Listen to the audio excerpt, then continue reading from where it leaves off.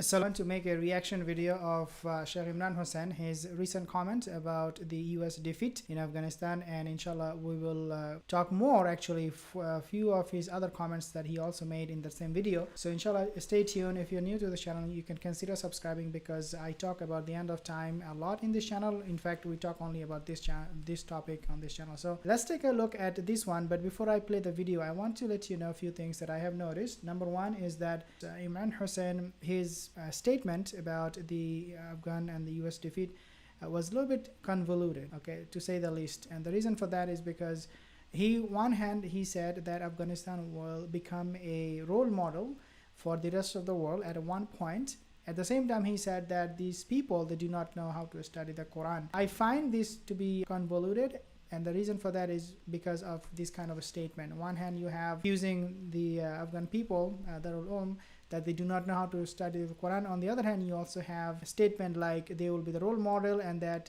they will fulfill the prophecy of Rasulullah Sallallahu Alaihi Wasallam through their resistance. So inshallah, we'll talk about this point in a second. But let me play the first clip that I wanted to play, and then inshallah we can go from there. With you, and he pointed two areas. When this lecture is on the internet, they listen to it in Kabul. He said, Kabul differed with you when you declared that Kabul should not be seeking to get UN recognition.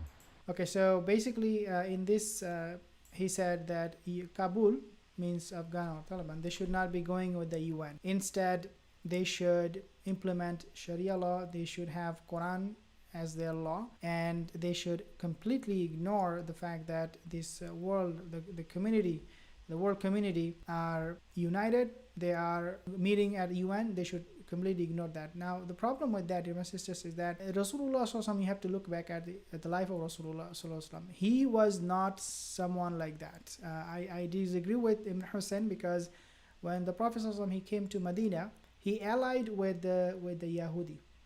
He allied with the neighboring tribes. He wanted to get along with everyone possible, including the Quraysh. Had they leave him alone, had they agreed that yes, we will not fight you, then the Prophet was a prophet of unity. He wanted to bring the entire Arab region under one unity, and that is La ilaha illallah. But that was not by force. That was not by saying, if you don't come to us, we will not go to you, we will not be united. In fact, his enemy was so adamant to take Rasulullah as their enemy that they never compromised, that they never opened the door for dialogue. In fact, when Abu Sufyan came to Medina begging Umar ibn al-Khattab, begging Ali, begging Abu Bakr Siddiq to make a deal with them, Rasulullah, he did not say anything. He did not say, no, you are excluded. Rasulullah, he kept quiet.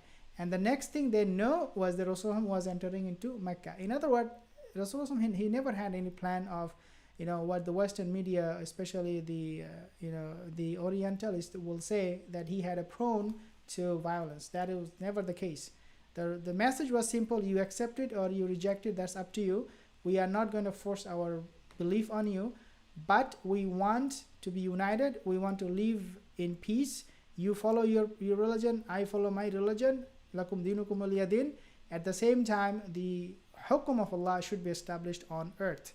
I have the rule, the law from Allah Azza wa Jal that I want to implement on land, and that I want you to follow that. If you do not follow it, you have to pay jizya. Okay, there was way for them not to get involved in any kind of conflict with the Prophet ﷺ. And then obviously he sent letters to the Roman Empire, the Persian Empire, asking them to join him, asking them to convert, asking them to take him or accept him as a messenger, as a true messenger of God. Obviously, they did not accept him. Then he sent the mission. The Muslim went onto the Roman Empire, the Persian Empire, and before they would even go and attack them, they were involved in dialogue. They were giving them da'wah. So the point here is that if you look at the life of Rasulullah Sallallahu Alaihi Wasallam, his life was dawah, his life was calling people to unity, to get together, so that there is not going to be any conflict. Nobody wanted it. Imran Hosein, on the other hand, is saying that the Kabul government should never get involved with the UN, and this is something going to bring only disaster for the people of Kabul, because wallahi, Allah Azza wa Jal will not send silver and gold from the sky for the people of Kabul. Right now, they're in a crisis. The situation in Kabul is very, very bad. Their currency has lost its value to the lowest possible. They cannot afford food. They cannot buy anything. Situation in Kabul, in otherwise very, very bad. If they want to isolate themselves from the rest of the international community, they are only going to make it worse. So I think, and I personally believe, that the Kabul government should get involved with the rest of the world, give them da'wah, tell them that look at us, how we are doing our governance. You can take a lesson from us, you can learn from us. At the same time, we are open for talks. We are not here to dominate the world. We are here to show you what we want so that you can see the beauty of our religion. But obviously in this case, he said, Sheikh Imran Hosein, that no, Kabul government should not get involved. And you can see it for yourself. You can watch his video. The number two thing that he also mentioned is US PR disaster. So the reason he said US withdrew the troops from Afghanistan the way they did is because they wanted to avoid any PR disaster, because 9/11 is coming very soon, and he's saying that before 9/11 anniversary will come, they wanted to retreat, which is a logic that can be accepted, because yes, it is true that wallahi 9/11 has become a big pain, as a big shame for them, for US. Once they used to brag about it, that look what we did, now they're ashamed when 9/11 comes, because it reminds them their failure. It reminds them their longest war.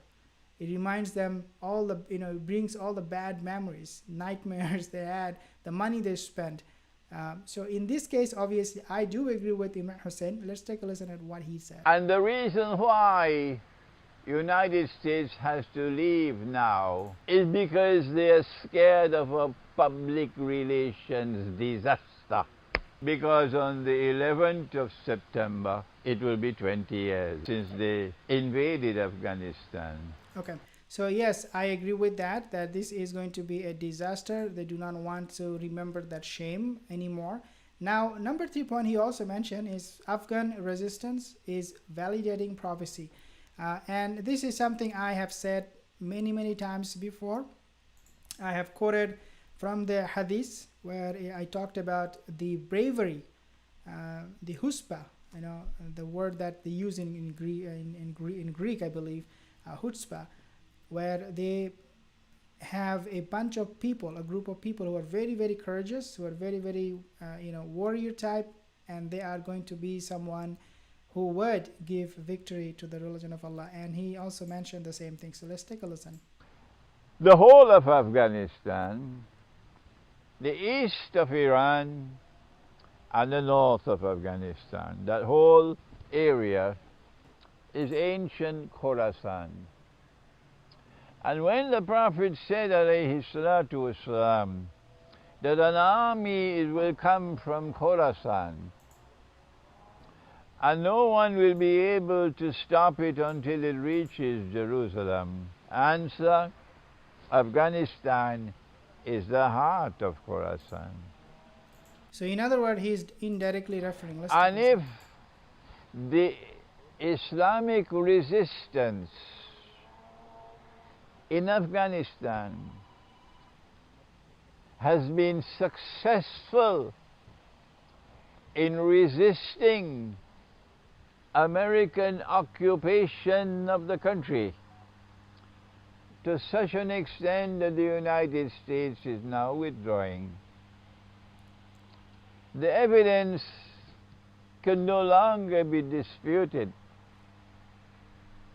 that what is now happening is validating the prophecy. Okay, so yeah, I mean that's true. At the same time, he said that the people in Afghanistan and the Darul Uloom, they do not know how to study the Quran. So I find that to be a little bit convoluted. But he has some good points. I should agree with that. that he made some very good points in his lecture about the defeat of US forces in Afghanistan. I have to admit that. Imran is right. It's a wait and see approach to see what the day Afghanistan.